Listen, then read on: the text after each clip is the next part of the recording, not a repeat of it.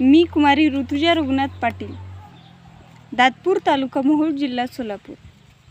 ऋतुकाव्य या माझ्या काव्यसंग्रहातून मी ही कविता आपल्यासमोर सादर करत आहे। कवितेचं नाव आहे पावसाळा असा असायचा।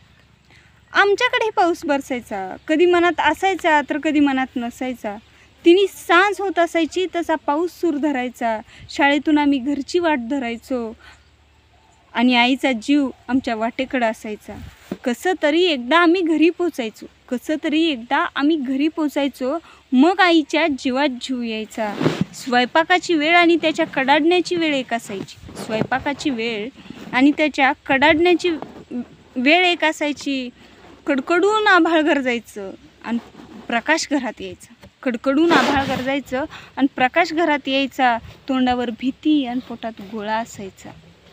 आई घाबरायची, पण वडिलांकडे निर्भीडपणा असायचा आणि त्यांच्या कुशीत झोपताना अशा पावसात उबदार गालिचा मिळायचा। पत्र्याच्या आवाजात बोललेला शब्द नाही कळायचा। घर चार जागी गळायचं आणि आम्ही भावंड अंथरुणात लोळायचं। हळूच मग शेजारच्या गॅसवरच्या फोडणीचा वास यायचा।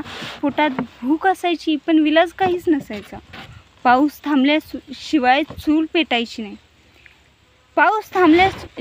चूल पेटत नसायची, पण आमची आई आमची भूक सहज भागवायची।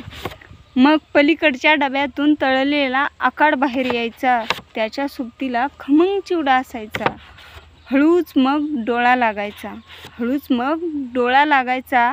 आमच्या स्वप्नात कधी पावसाळ्यातला लोणावळा नसायचा। परत उजडायचं, परत मावळायचं। पुन्हा तीच भीती असायची।